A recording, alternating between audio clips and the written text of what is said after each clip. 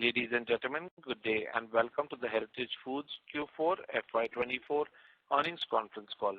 As a reminder, all participant lines will be in the listen-only mode, and there will be an opportunity for you to ask questions after the presentation concludes.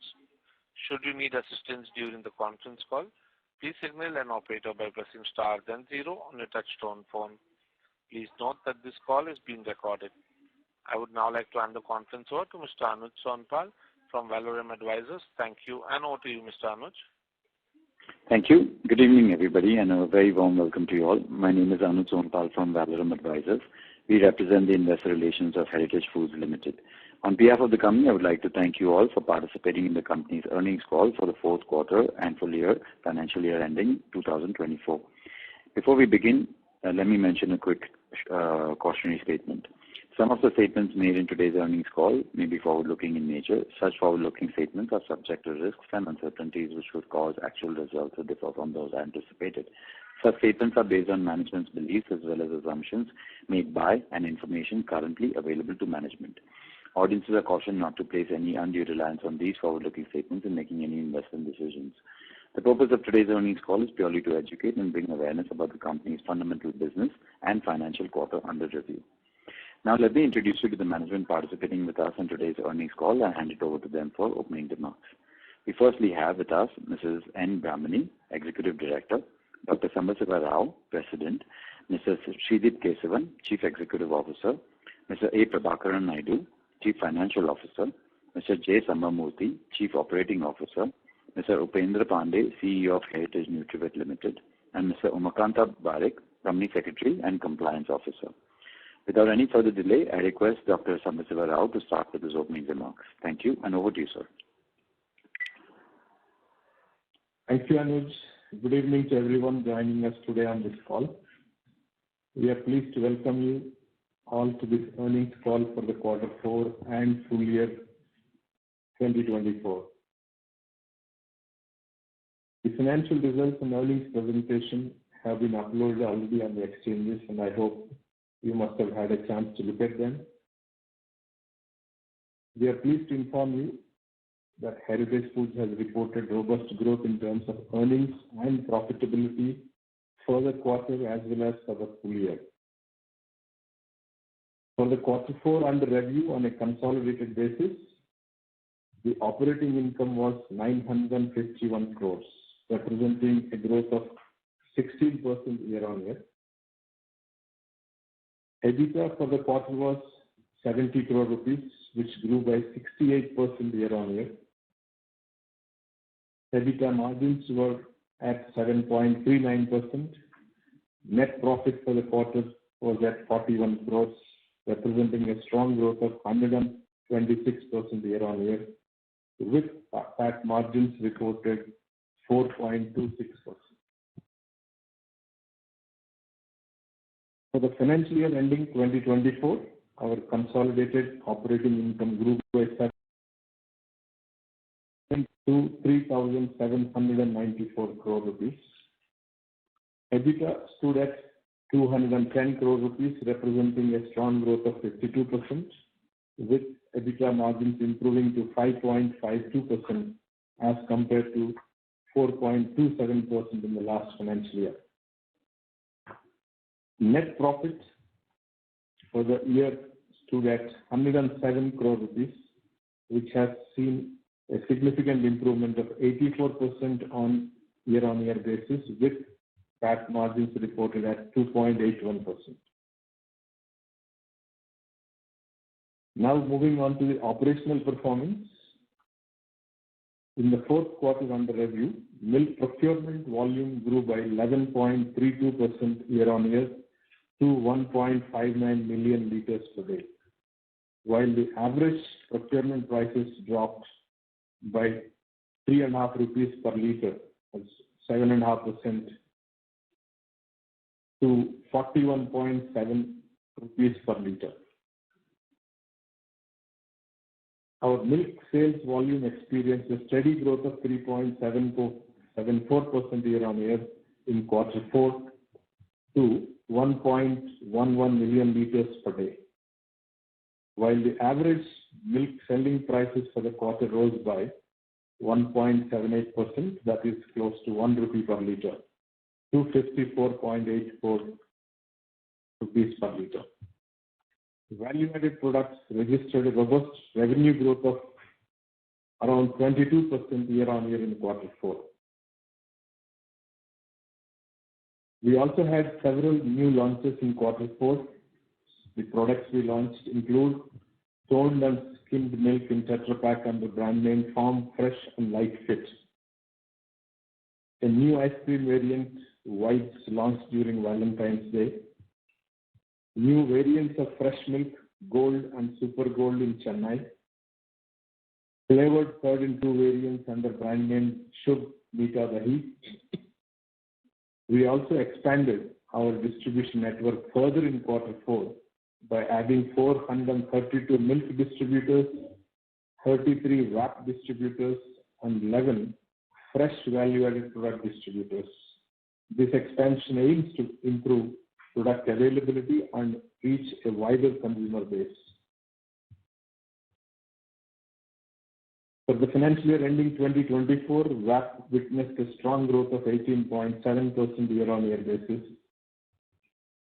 Value-added products contribution, including consumer packed ghee and butter, stood at 33.5% for the financial year 24, and at 29.63% without ghee in consumer pack and butter in consumer pack.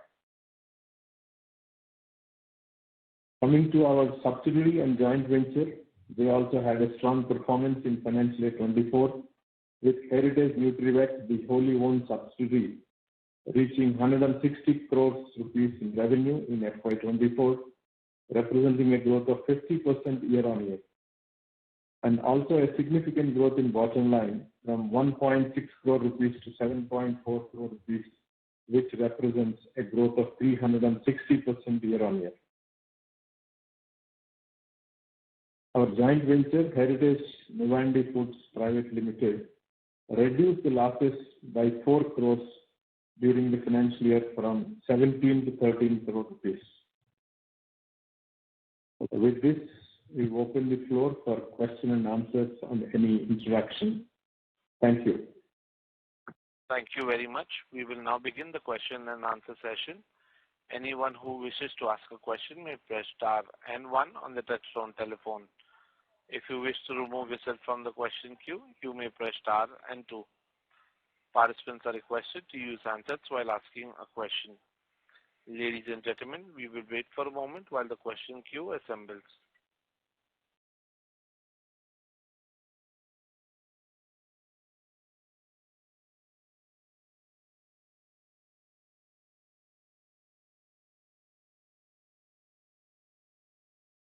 The first question is from the line of Sameer Gupta from India Infoline. Please go ahead. Hi, good afternoon, and thanks for taking my question. Firstly, sir, on the milk procurement price, now there is a sharp reduction in this price this quarter, and the same is not yet visible in the selling milk prices, which usually follows with a lag. So, first of all, this milk procurement price reduction, is there something which is a one-off, or this is more of a trend now because this was also expected in a way?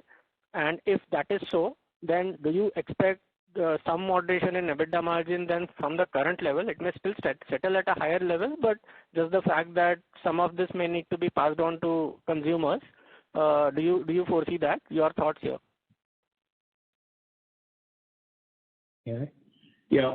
Thank you, Sameer. This is Shreedeep here.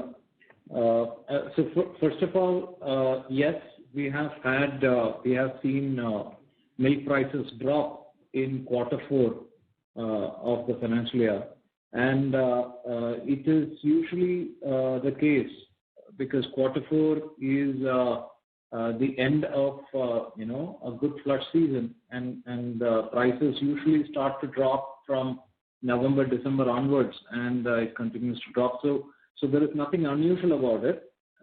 In our opinion, this we have seen in all good flush years, except in the year before where we had an abnormal year. So that is first answering your question on why the drop happened. Second question, I think you're probably asking us if we will drop the consumer prices. No is the answer usually, because the pricing up with a lag is a reality, but pricing down with a lag usually doesn't happen. So that we are not looking at any price reduction at this point in time. Third, the price drop, will it sustain? During the quarter one, usually the prices go up a tad bit depending on the availability of the milk as we come off the flood season. So we are seeing a little bit of prices climbing up a little bit, but I don't think that there is anything to worry because alongside that we are also seeing the sales volumes increase and the value-added product contribution increase as is usually the case in quarter one. So we don't see anything abnormal happening at this point in time. Great, Shri. Thanks for that detailed answer. Second question is that I still see a large amount of fat sales this quarter, around 71 crores. Now, before there was the phenomenon of bulk fat sales, this used to be a 30 to 40 crore quarterly number. So just a question here, that is it like your branded fat sales have gone up to that extent, or there is still some element of bulk fat sales sitting in this quarter? Yes, Amish. So Shrideep here. Yes, this quarter also we had bulk fat sale, but if you look at the quantities, while in quarter two we may have sold close to 2,000 tons. In quarter three that came down to 1,500, and quarter four was just about 1,000 tons. So the quantity has significantly come down. In fact, the closing stock of fats is now very much in our under control, in the sense we have just about a month stock. So we do not anticipate any further bulk fat sales to happen.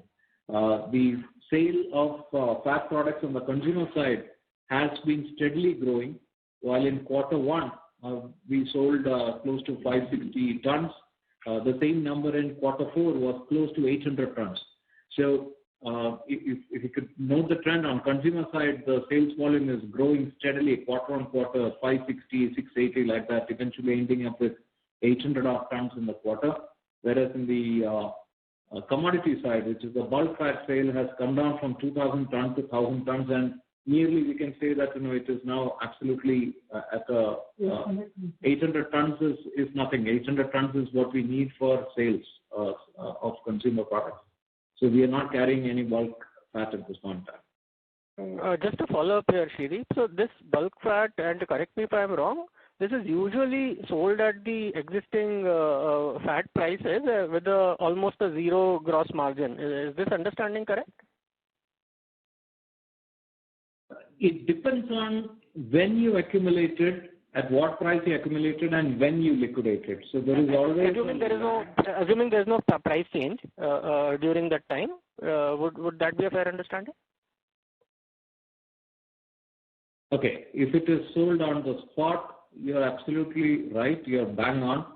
But if you recall what happened early on in last financial year, the raw milk prices were very high in quarter one, and in fact in quarter four of last financial year. The milk prices were very high, and last financial year, which is FY23, we exited with a good amount of bulk butter in hand, and that was held 2,000 tons of bulk butter in hand, and that was, you can imagine, at the peak raw milk prices, and from then on, quarter on quarter, the raw milk prices have come down steadily, which means that the butter was being sold always at a lower price than the accumulated price. That is the reason why the loss happened. But if it is a spot trade, you're right that buying and selling would be at the same price. But that's not how usually it happens. There is a small lag. Got it. No, this was just for understanding. Yeah, thanks. I'll get back in the queue for any follow-up. Yeah, thanks. Thank you, sir. Ladies and gentlemen, in order to ensure that the management is able to address questions from all participants in the conference, please limit your questions to one or two per participant. Should you have a follow-up question, we would request you to rejoin the queue. The next question is from the line of Kiran Kumar from InvestWise. Please go ahead.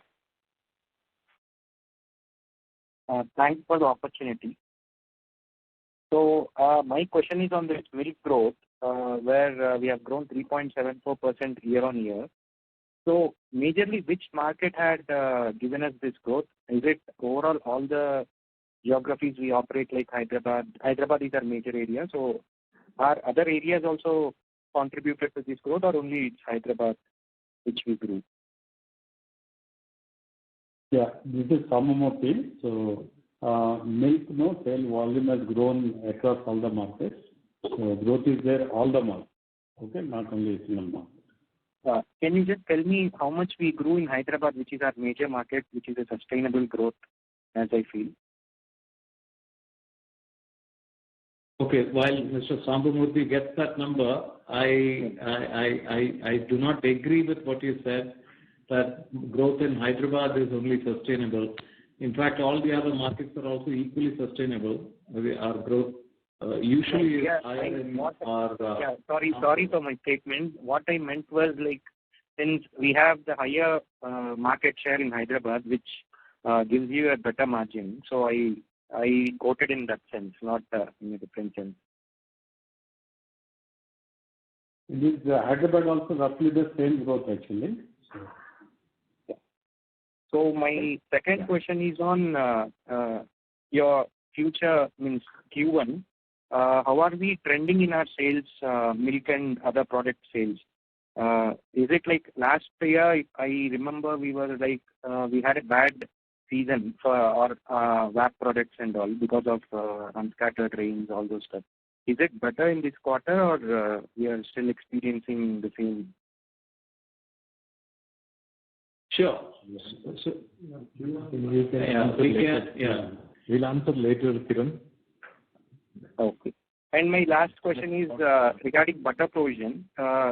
Did we exhaust our butter provisions which were made till Q3, or are we still carry forwarding some provisions in our books? Not much actually. One second. Butter provision around 4.5 crores we still carry. We have provided actually. Okay. I don't have the knowledge. Yeah, that's all from me. Thank you.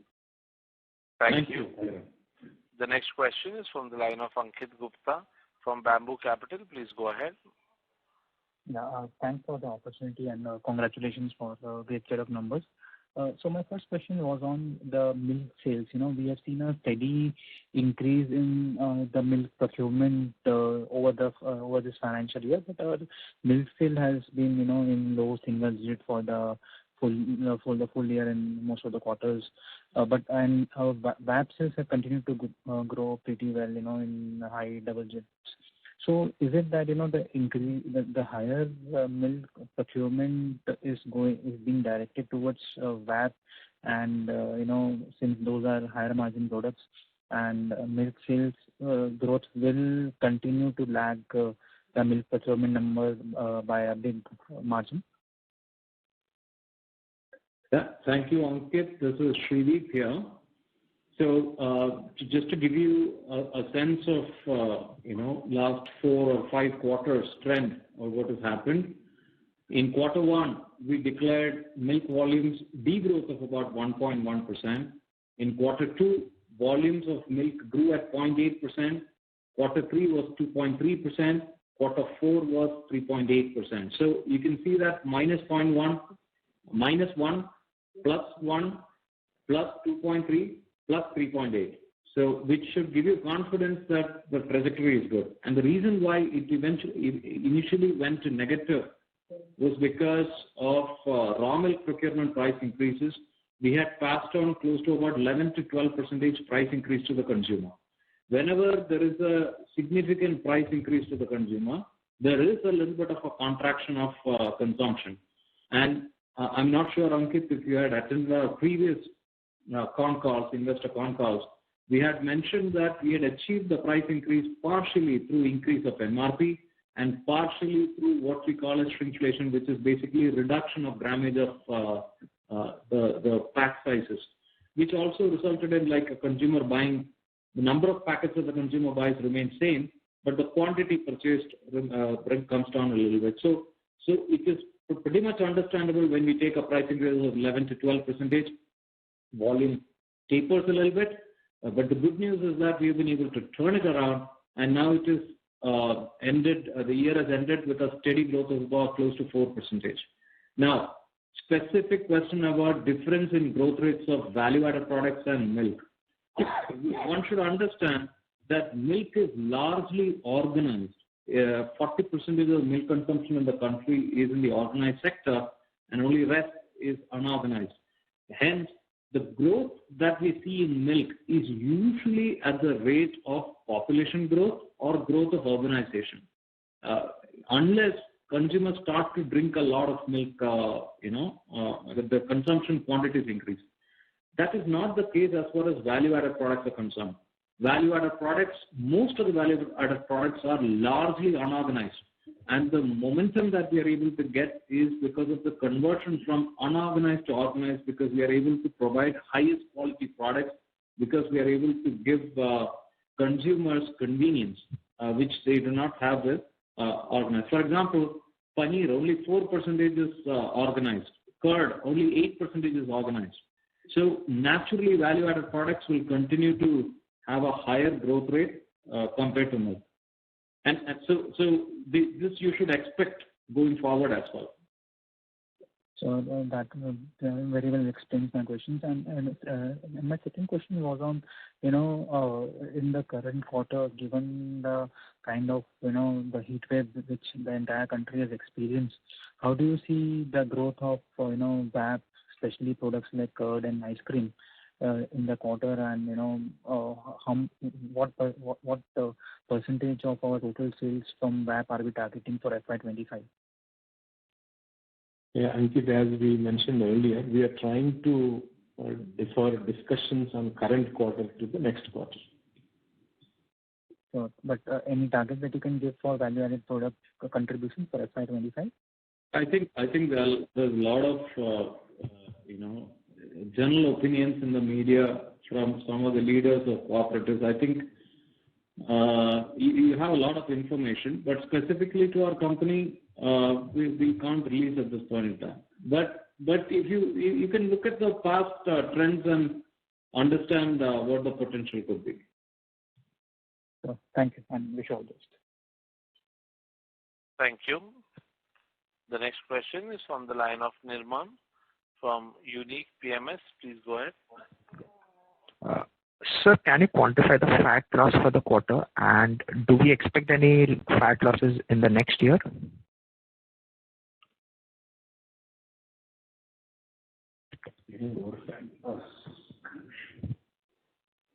Yeah, just hold on a minute. Good afternoon, sir. This is Prabhakar.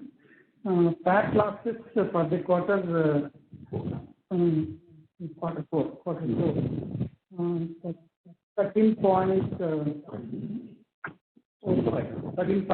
crores. Both bulk and Okay, sir. And do we expect this in the next year? Say, what amount could it be? See, sir, this is Shrideep here. So, like we said, it's our intention to consistently bring the losses in fats quarter on quarter. And there are several strategies that we are working on to ensure it happens. First of all, the larger part of the loss is when we sell fat in bulk, in commodities. So we are, like I mentioned earlier in the call, currently the bulk fat that we are holding is very minimal. So we do not expect too much of bulk fat sale to happen. Most of the sale should happen in consumer packs, which means that naturally, that will help us in reducing the losses. Number one. Number two, we are also trying to reduce the time lag between accumulation and sales, which will also reduce the, the arbitrage as far as the price is concerned. Got it, sir. And so secondly, so we've seen a good uptick in the gross margins for the quarter. So, can you elaborate what led to it and if this number is sustainable going forward? Sure. Thank you. And I think specific numbers I will request CFO Mr. Prabhakar Naidu to give.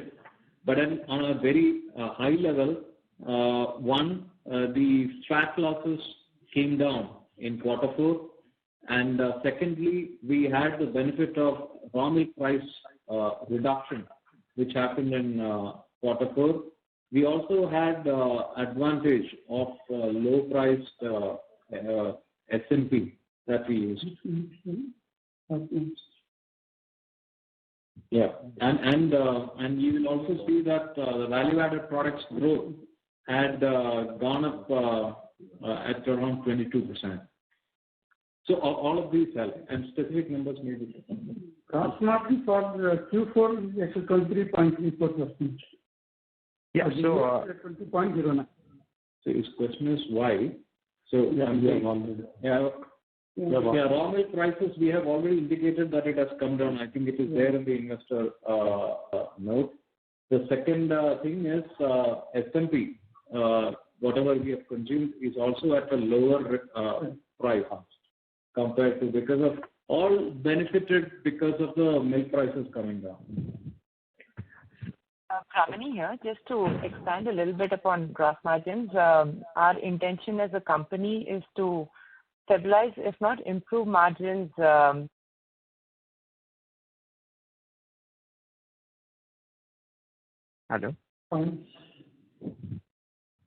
Hello? We are unable to hear you, ma'am.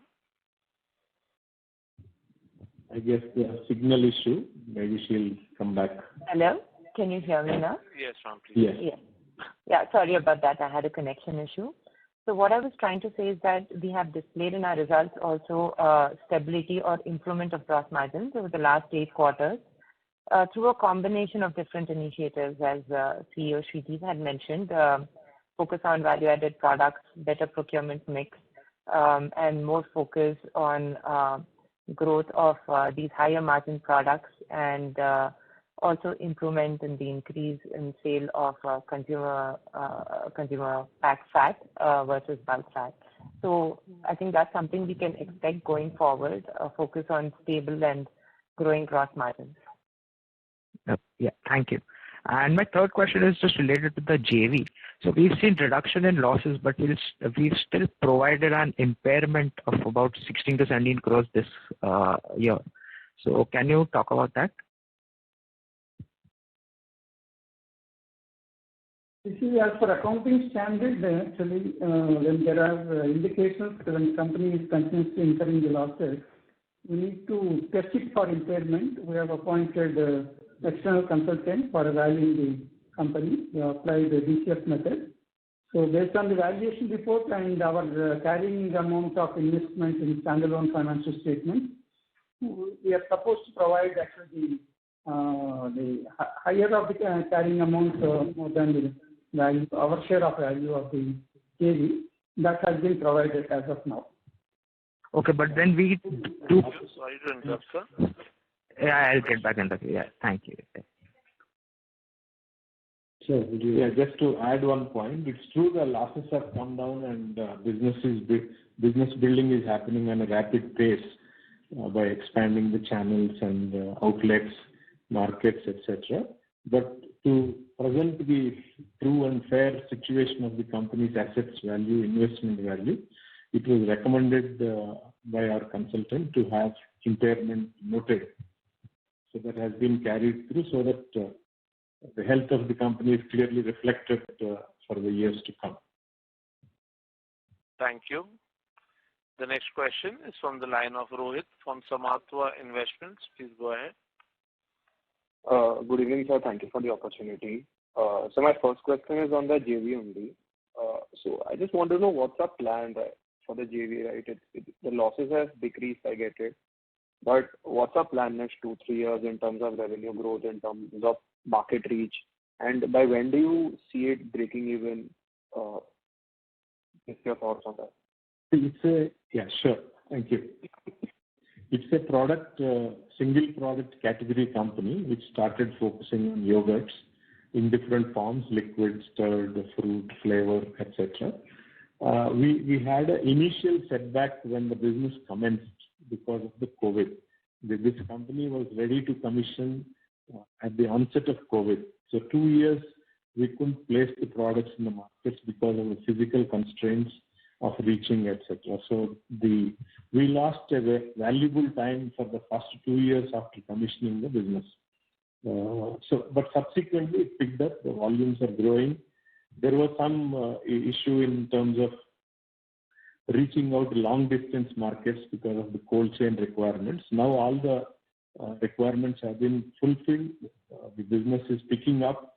We estimate another 2 financial years, including current year, to achieve break-even as for the current movement of the business. So that is 26 financial year, we can see business in a very healthy shape. We even trying to expand the product portfolio so that the volumes can come faster. It's a well-accepted, high-quality niche product. The only question of building volumes, how rapidly we can build to absorb the overheads and other costs. Got it. So what has been the revenues for the last 2 years for the joint venture? Repeat? Revenues are small. It's about 6 crores, 7 crores, 8 crores kind of thing. Got it. So my second question would be, could you give me the number for curd sales FY24 and FY23? Growth, some asking for volume, revenue.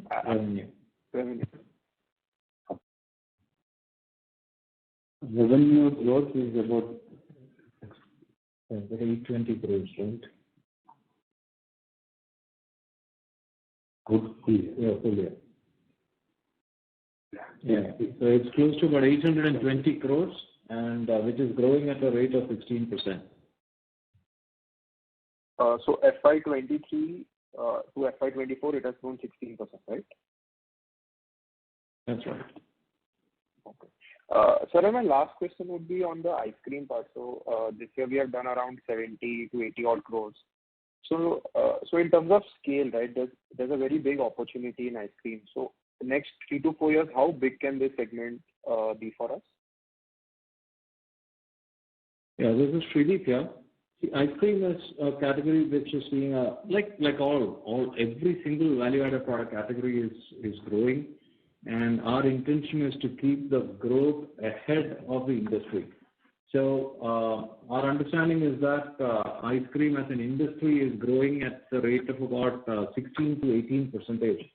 And for us, this year we have grown at 38%, which I think, okay, fine. See, you ask me why didn't we grow 40% or 50%? Of course, it can be much better than this. So it's our intention, if I could just give you the comfort that we intend to grow much faster than the industry. At this point in time, we are growing at double the rate of the industry because our size of the business, like you mentioned, is still small. Understood. Great, sir. Thank you so much, and wishing you all the very best. Thank you. Thank you. The next question is from the line of Dhaval Dama from DVD Capital. Please go ahead. Yeah. Hello, sir. Sir, my first question is, we have come a long way in terms of value-added products being 25-26% of the revenue to now north of 33-34% of the revenue. In your mind, what's a sustainable number in terms of, let's say, what's your ambition when you talk about 6,000 crore revenue? What number can that be? Like, will it peak out at 35% or even 37, 38% or 40% as possible? Just wanted your sense on that. Thanks for the question. We have been like 6,000 crore is the ambition that we have as far as revenue is concerned. In the same breath, we have mentioned that we want to have 40% of that revenue coming through value-added products. So we're sticking to a same number, which means that internally for me, my effort is to ensure that 2.5 to 3% improvement happens every year, which means that in 3 or 4 years' time, when we get to the 6,000 crore, we should be able to get to the 40% as well. Sure, sir. Sir, my second question is regarding sustainable margins. You have always mentioned that your margins in VAT are significantly higher than what it is in milk. And when you say that, and the journey that we traveled from 25-27% to 33-34%, and you want to take it to 40%, and obviously there will be some operating leverage on a sustainable basis as a company. From where we were, do we see at least 2-3 percentage points higher margin as a not quarter to quarter or even year to year? But I'm saying on a sustainable path basis, do we see us becoming an 8-9% margin company over a longer term when the VAT goes to 35-38%? Yeah, this is Shrideep here. See, this is all a little speculative and little bit of arithmetic. Yeah, but what we know for sure is that in a sustainable long-term basis, value-added products will always have higher margins compared to milk, right? Primarily because that's the very nature of value, by very fact that it is a value-added product means that consumer will pay higher price, and we should be able to make higher margins in that. Now, the rest is you can do arithmetic. At some point in time, the gap between milk and value-added product was 5 to 6%. At this point in time, the gap has come down a little bit because we have taken up prices of milk quite a bit. So milk is actually now pretty much profitable for us. So the gap between milk and value-added product is reduced, and it's only now 2.5% or so. So, but still, value-added product will always give you a higher return compared to milk. So, in our opinion, if currently we are at around 29.6% of value-added product without ghee and butter, because in our the reason why we gave two numbers is that internally we keep value-added products report without ghee and butter because the margin profile of ghee and butter is different from the rest of the value-added products. So whenever I say that the value-added products return higher margins compared to milk, I'm talking about value-added products other than ghee and butter. So the value-added product contribution today, other than ghee and butter, is 29.6, and including ghee and butter, it is 33.5. So that 29.6 is what we hope and aim to take to 40%, and that 10% swing should definitely help us improve the profit profile of the company as the bucket moves from, let's say, 5% or 6% EBITDA to about 11 to 12% EBITDA bucket. Sure, sir. And my last question is regarding CapEx. What will be your CapEx for this year and next? CapEx for the financial year completed was 136 crores. That is FY24. FY25, current year, we are planning around 150 crores. Sure, sir. Best of luck and congratulations again. Thank you very much. Thank you. Thank you. The next question is from the line of Resha Mehta from GreenEdge Wealth. Please go ahead. Thank you. Congratulations on a very strong set of numbers, especially on the profitability side. My first question is on, the growth rate, right? So last financial year, we have seen a high teen kind of a growth rate. And do we see, so even in Q4, we saw that, the growth rate kind of tempered a little bit at 16% versus 20% in Q2 and Q3. So now that, we are cycling such a high base, do we see any moderation in our growth rate? So for, let's say, going ahead, could this number from high teen, go to a low teen kind of a number, or any thoughts around that? And also for this growth that we are targeting, are we confident of, achieving the related procurement growth as well? That's the first question.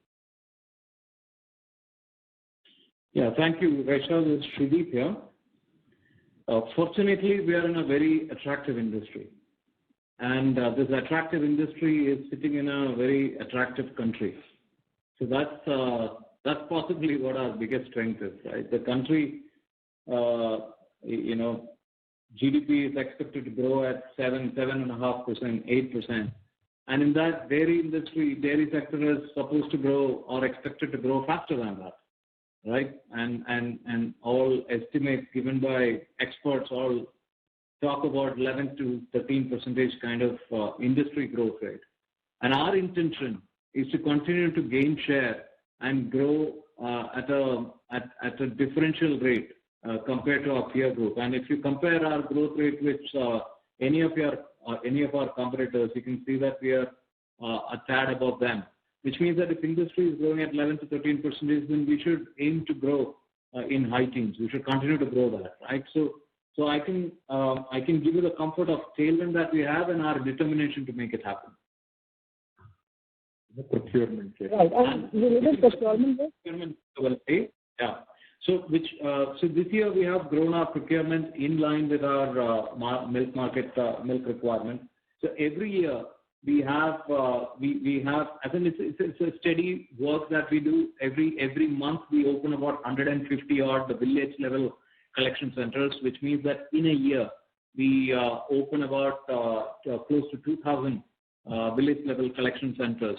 And each village level collection center picks up close to about 180 to 200 liters of milk, which means that every month our procurement is growing in line with our milk requirement or milk demand. I do not see at this point in time, there's a lot of hard work, but I do not see any challenge or disruption in this journey. Right. The second one is on the margins. Again, a two-part question here. The first thing, so milk prices have been largely subdued for the last 18 months, right? And while you mentioned that, okay, in Q1 they may inch up because of the seasonality factor, but otherwise they have been largely subdued for the last 18 months. In the past cycles, what we have seen is that, whenever milk prices remain subdued for a very long time, the farmers, their behavior changes and, they tend to ignore their animal health, which eventually, leads to a drop in productivity and then again, milk inflation cycle. So how are you reading things on the ground in terms of farmer behavior? And if it is this, how do you see, the milk prices shaping up, more from a long-term perspective? Yeah, Resha, this is Srideep here again. It's a very, very excellent question and very difficult question to answer because we are talking about large numbers and many, India is the largest producer of milk with 6 to 8 crore people involved in it. So it's very difficult to predict. But if I could just call out a few things which could be in our favor, at least in the near short term. First of all, even when the prices have come down, it has just come down, you could say that it has just nipped a bit lower than its peak, and it has not crashed. So the prices have come down, for example, in the last quarter by 7%, but it is still considerably good or higher than, let's say, Q4 of or Q3 of the previous financial year, which means that as far as the farmer remuneration is concerned, it went up quite a bit and it has settled down to a sustainable price is the way I'll put it. So at this point in time, I believe that the producer is happy.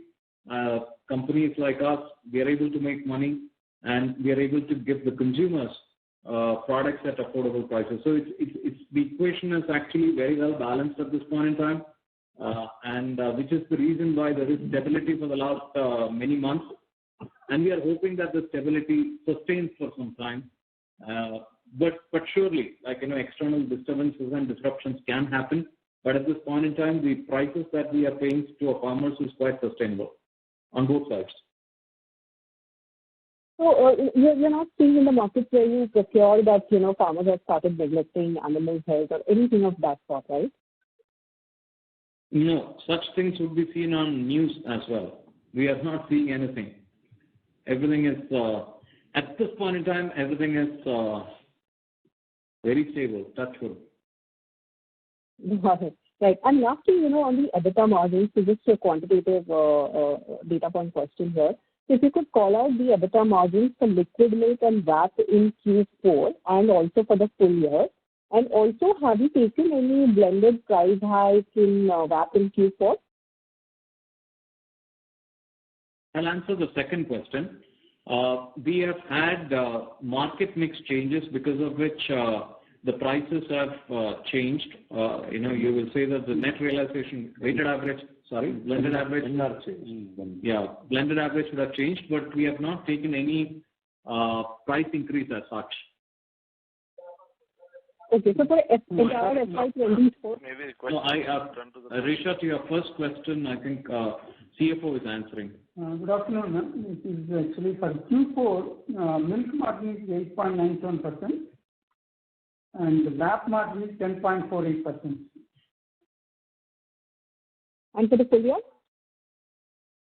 For the full year, milk margin 6.34%, VAP 9.75%. Right. And just a clarification, so no price hikes have been taken. May we request that you return to the question queue? There are several participants waiting for their turn, please. Thank you. Thank you. Ladies and gentlemen, in the interest of time and fairness to all participants, may we request that you limit your questions to 1 or 2 per participant. Should you have a follow-up question, we will request you to rejoin the queue. The next question is from the line of Sanika from Sapphire Capital. Please go ahead. Hello, hi, am I audible? Yes, ma'am. Would request you to please use your handset. Okay. So, since you said that we are targeting the high teen growth, so what kind of growth are you looking from the value side and what kind of growth are you looking from the volume perspective? Yeah, this is Shrideep here again. Sanika, this year, because the raw milk prices have stabilized, we are not expecting a lot of price increase to happen on the consumer side. So large percentage of the growth will have to be driven through volume growth. That's what we foresee. Okay, so I hope I have answered your question.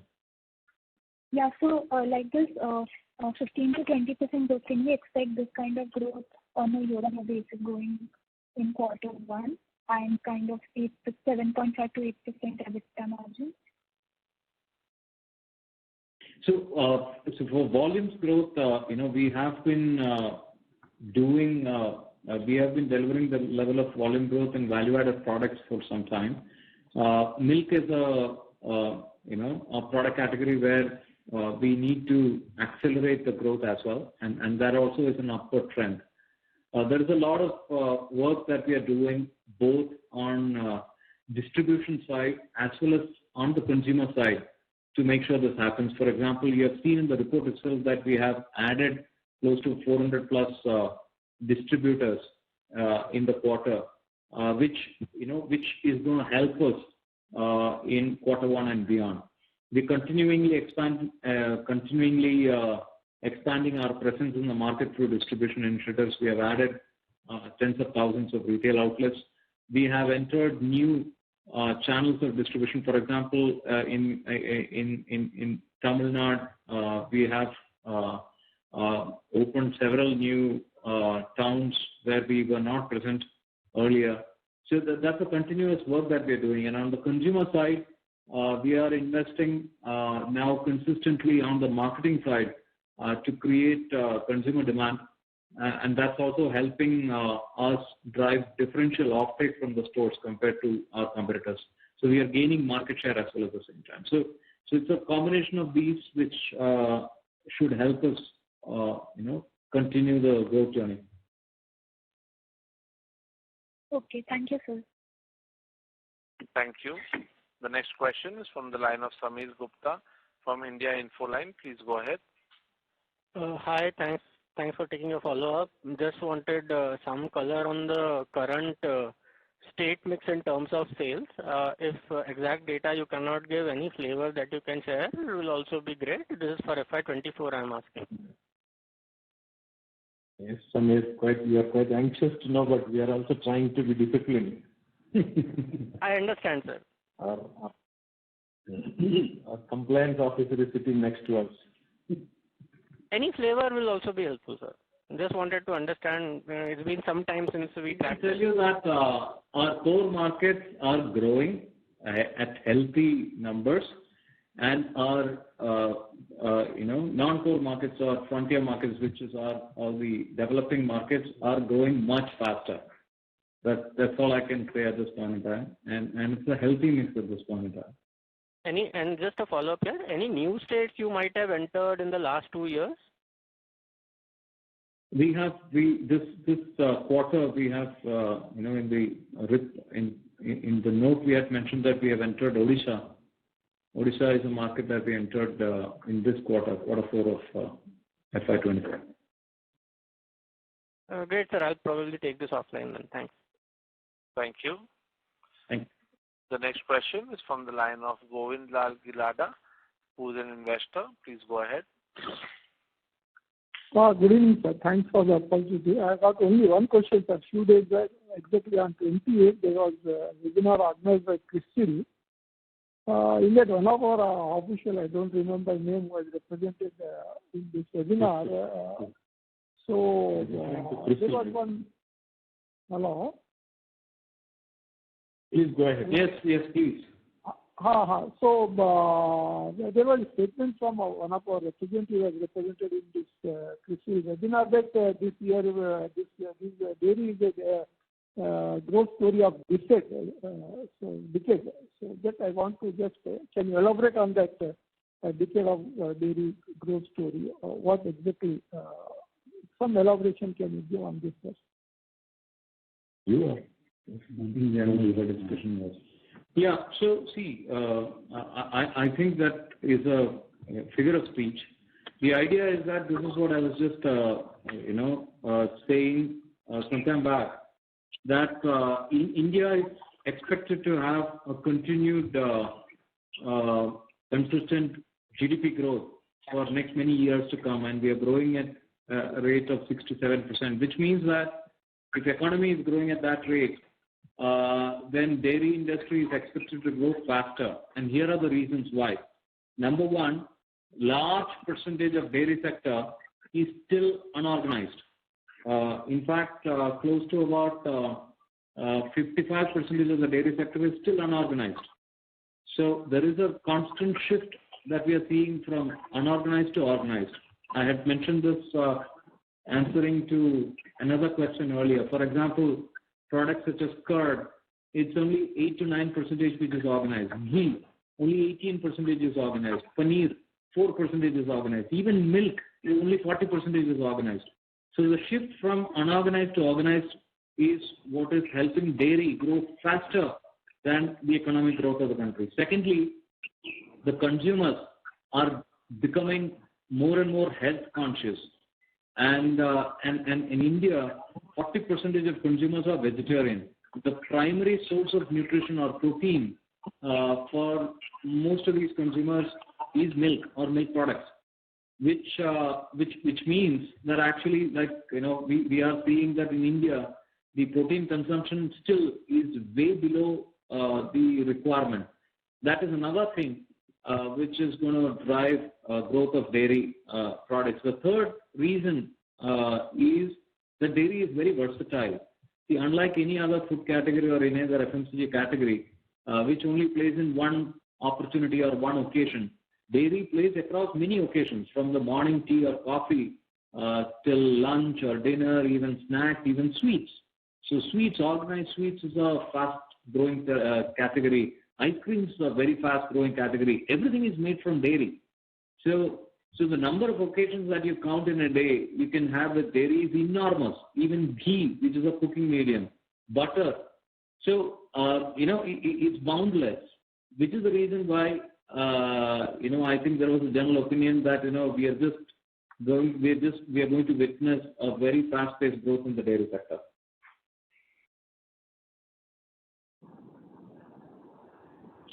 Yeah. Thank you very much, sir. This is helpful. Thank you. The next question is from the line of Kritika from Sher Khan by BNP Paribas. Please go ahead. Thank you, sir, for the opportunity. Just one confirmation. We said that the Q4 bulk losses are 14 crores. So for the full year, they were 47 crores. Am I right? 14 crores. And then second part, I can hear you. Bulk fat losses for the Q4, it was 14 crores. So for the full year, was it 47 crores, if I'm right? Around 45, 47 crores? 49 crores. Okay. So excluding the bulk fat, our margin for the year, would that be around 6.8%? Is that the calculation correct? So you said it's 5.5%. So if we exclude these losses. Kritika, this is Shrideep here. So bulk fat contributed close to about 1% of the loss. Okay, it's slightly a tad above 1.1%. Okay. So if you look at the margins without the bulk fat, then you can add that back. Okay, sure. Also, sir, regarding the fat, what we are expecting for FY25. So are we expecting that the fat products will, sales will likely to decline because, we have shown a very strong growth in FY24. So for FY25, what are we expecting? Impact on the sale. Yeah, revenue from the fat products. So your question is on revenues or on volumes? Revenues. Yeah. So yes, that is something that we are aware of, and hence our intention is to continue to drive growth in the core categories where we are focused on, like whether it is curd, paneer, flavored milk, milkshakes, ghee, cheese, milk, primarily. So these are all the core categories that we are trying to continue to drive and sustain the growth rate that we expect. Okay. So the last question, what will be the VAP volume for Q4 and for FY24? VAP volume growth for Q4 and for the full year?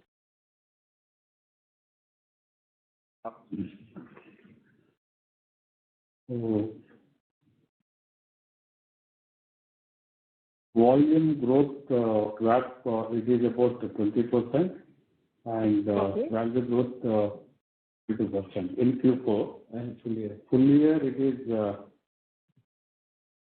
13% growth in volume and 19% growth in revenue. Okay, sure, sir. That's it from my side. Thank you. Thank you. Thank you.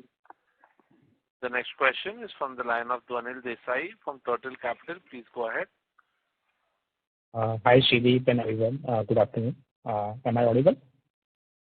Yes, sir. Please go ahead. Yes, sir. Yeah. So, Shrideep, my first question is, I think, we have been having discussion around fat losses or gain. And I think you have explained in earlier calls and interactions that it's very peculiar for every company to have very different profiles on that. And we are working on 3 or 4 initiatives to ensure that, over a period of time, this, fat loss or gain part is minimized. So can you update on that, whether it is, introduction of Gada milk or, selling more butter and ghee or changing the milk buffalo and cow mix? If you can update on that and, any timeline where, we would be able to kind of, move away for these fluctuations on the fat side of it. Thank you, Anil. Actually, I'm very pleased and surprised that you remember exactly the conversation that we had and the points that we discussed.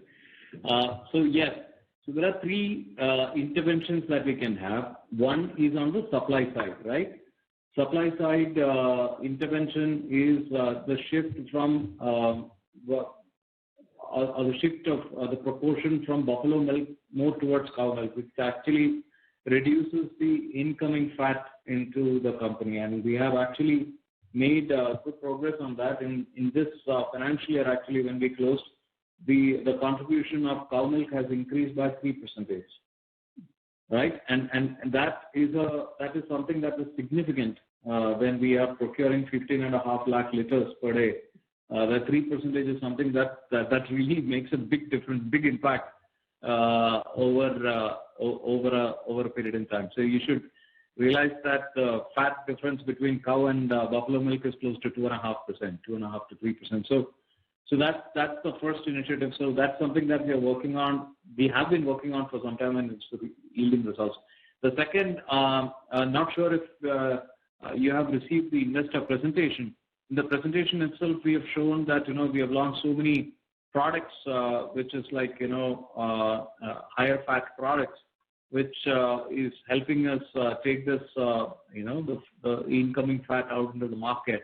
In addition, we are also growing our ghee sales steadily, and ghee and butter, which is on the consumer side. This is something that is growing steadily, and I called out some numbers early on that from 500, 600 tons per quarter, now it is 800, 900 tons per quarter. So that's also, these are all the initiatives that we are taking to ensure that over a period in time we tide over and we do not have this problem. Okay. And second question, so whatever our aspiration is of reaching, let's say 6,000 crore number over a period of time, so are we factoring in growth in the existing states, or it's also considering entry into meaningful entry into newer states? If you can talk a bit about that.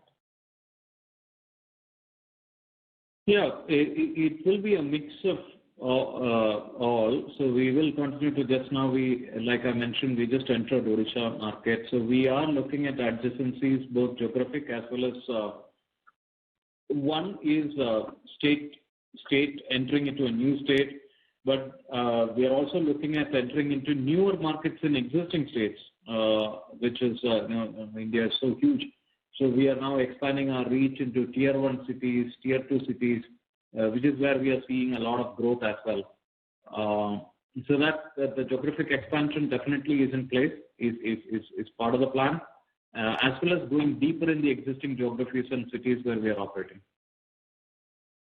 Okay. But the larger part of growth will come from the existing geographies getting denser. Is that how you look at it, or? Yeah, you could say that. Okay. Got it. Yeah, that's it from my side. Thank you. All the best. Thank you. The next question is from the line of Aditya from Securities Investment Management. Please go ahead.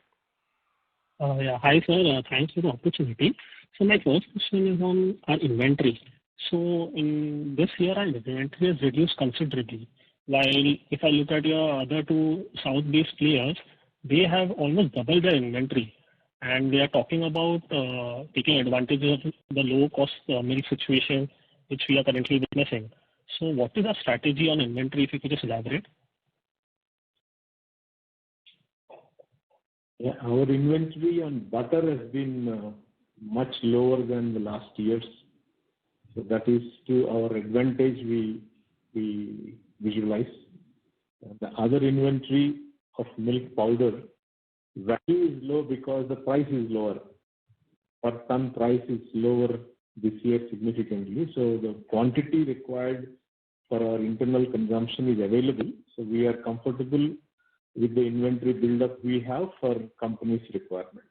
We don't have any surplus inventory which we have to sell out in terms of butter, in terms of SMP.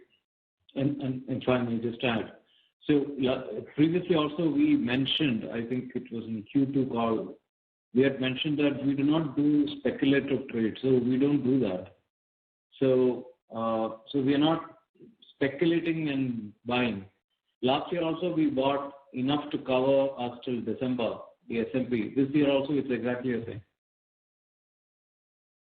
But as a strategy, don't you want to take the advantage of these low prices which we are currently witnessing? Because at Q1 or Q2, when the prices increase, you could take advantage of this low-cost inventory that the other players are doing instead of buying from spot. It's a good question. At this point in time, monsoon is very good. So we are expecting the milk production to be very good. And if that happens, then? Yeah, it's a double-edged weapon. can go either way. So we chose not to do speculation. With good production, prices could come down further. So anyways, don't want to comment on that. Let's not see, the point is that, as you're investing in our company, I would like to assure you that, we are not, we won't give speculative surprises. Yeah. So we're trying to build a business on a more robust, predictable model. Understand, sir. And sir, generally in Q1, we see a spike in prices, in milk procurement prices. So have we seen a similar spike this year, or the increase has been very limited in the procurement prices? And secondly, we see how is the cow flesh, progressing for us this year? Yeah, as we discussed earlier, Q1 discussion we'll have next time, please. So does the procurement prices in April and May, how have they been trending as compared to Q4? The prices are stable, but in Q1 always there is a little bit of price up increase which happens. So we are witnessing that. Nothing out of the ordinary. Yeah. Understood. Okay. Thank you, sir, for answering questions. Thank you. Thank you. Ladies and gentlemen, that was the last question for today. I would now like to hand the conference over to Dr. Rao for closing comments. Yeah, thank you. Thank you all for participating in this earnings call today. I hope we were able to answer your questions satisfactorily and at the same time offer insights into our business. If you have any further questions or would like to know more about the company, please reach out to our investor relations managers at Valorum Advisors. Thank you. Thank you. On behalf of Heritage Foods Limited, that concludes this conference. Thank you for joining us, and you may now disconnect your lines.